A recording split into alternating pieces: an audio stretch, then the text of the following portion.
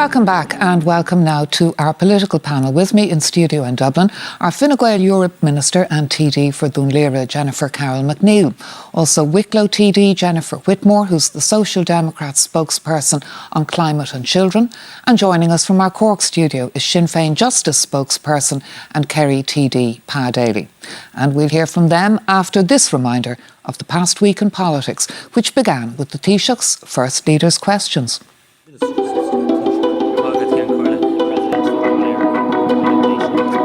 Taoiseach, I asked you a question of how much it's going to cost for this state in terms of signing in to the EU Migration Pact. And you have here, in front of the Dáil, stated, you don't know. Now that is an absolute disgraceful answer for a government who's already made a political commitment to sign in to that pact. It is an incredible situation that this is potentially your first blank cheque, Minister, in terms of the cost to this country.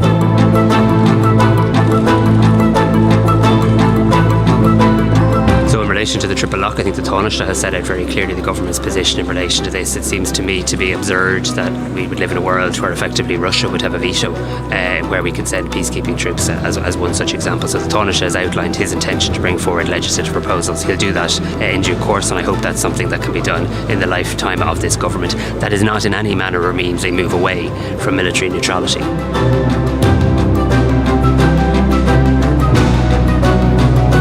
Every lever that is available to us and that is available to the Gardaí needs to be used. And if further laws, if further levers need to be put in place, then we need to look at that. I mean, do we now have to get to a situation where we potentially ban people from protesting outside another person's home?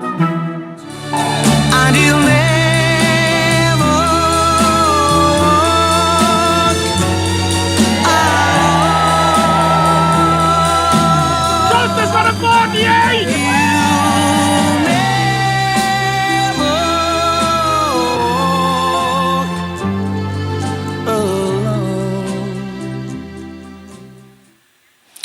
And of course, that verdict of unlawful killing for the 48 Stardust victims was the huge story of the week, Jennifer Carroll MacNeill. As Minister, what do you want to see in that apology from Simon Harris? What should the state apologise for? Should there be a new criminal investigation? Should there be a new redress scheme? I think what is most important this weekend and going into next week is to recognise the amount of time that has passed and how that has augmented the the very deep hurt that all of the families have felt and what that has done to them, how they felt they have been treated, and that they are part of the next steps, that they are part, as Eamon Ryan has said, of crafting the statement to be said in the Dáil, an apology on behalf of the state. It's very, very clear that that they had to seek justice far too hard, I hope that there is a feeling now among them that they have gotten some sense of justice, but that they are part of the next steps, that they are part of all of what happens next. I think the state does need to apologise for the length of time, for the passage of time. Tragic events happen, but how the state and other actors react can make it very, very much worse, as it did in this case. And the state has a role in that part of it, and I think it really needs to be upfront and acknowledge that. Let's move on to talking about the Migration Pact. Eamon Ryan just talking to us about it just there. What do you say to that question from Pada Tobin of Aintul, that basically in opting into all of the Migration Pact, you don't know its impact, you don't know its cost, you don't know the numbers, you're writing a blank cheque?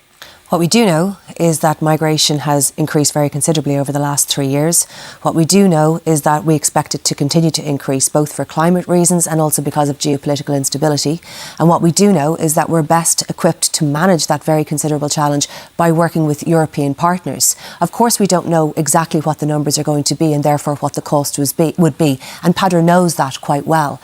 But if we're going to manage this in a serious way as Irish people, as part of a European Union, and migration is coming through the European Union, we have to be inside that, working with European partners. So what does that mean? It means being able to share data properly with European partners. It means being able to track people appropriately, particularly where there was any evidence of a security risk. These are things that we can only do with European partners. And those parties that would say, no, let's do everything all by ourselves, there's just no reality to both being all by yourself and seriously managing the challenge of migration, both from the state's perspective and from a human rights perspective. Eamon Ryan was very clear there about the risk to children in particular of trafficking.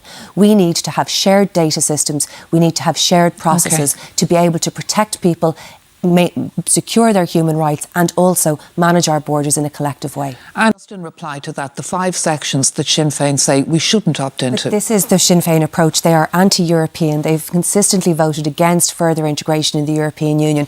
Mary Lou McDonald said just at Easter Sunday, yeah, we like the European Union, just the bits we like of it, but that's not how it works. We looked to the European Union for solidarity during Brexit so that we wouldn't have to put a hard border on this island. And we have to be, as a small island, part of the European programme. There is an arrogance to saying, no, it's grand, we can do everything all by ourselves. We can't. We are a small country, part of the European Union, and Sinn Féin has been consistently Eurosceptic against the European Union. I am very much for the European Union because I think we can protect our people best within that structure.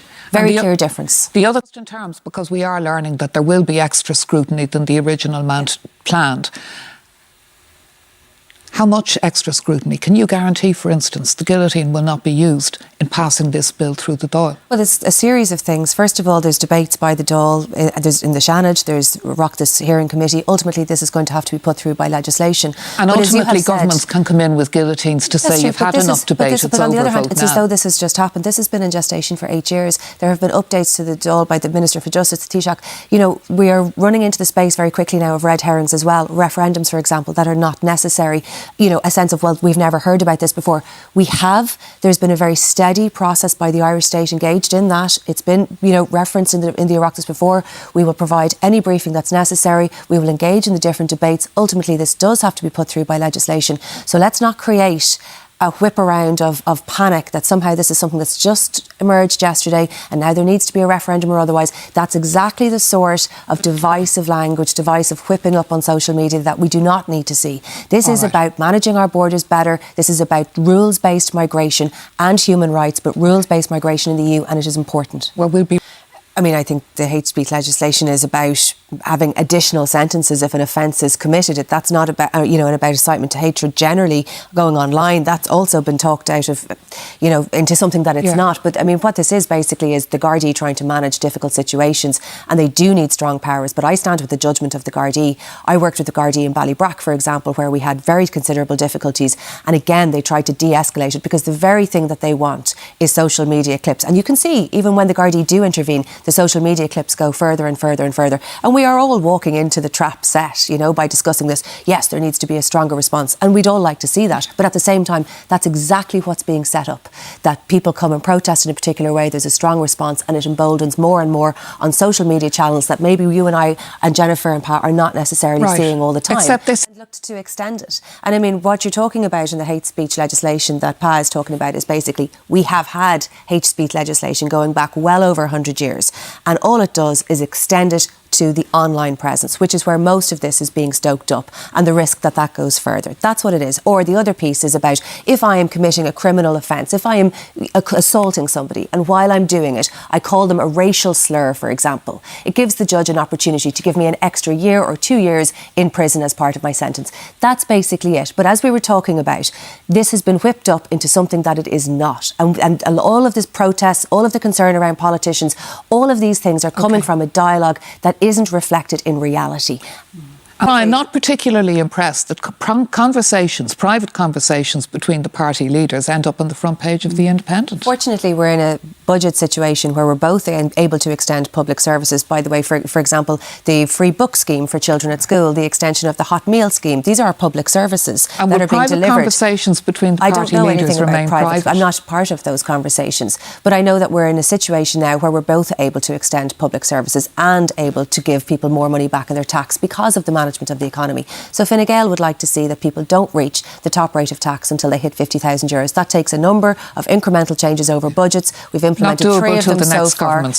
But we are on a track. We have done it over the last 3 budgets because Fine Gael was there, and we'll continue to do it. But it's only possible because we've been able to manage the public services in the way. So I'd like, a bit of support for the budgetary changes every year that have gotten us to those.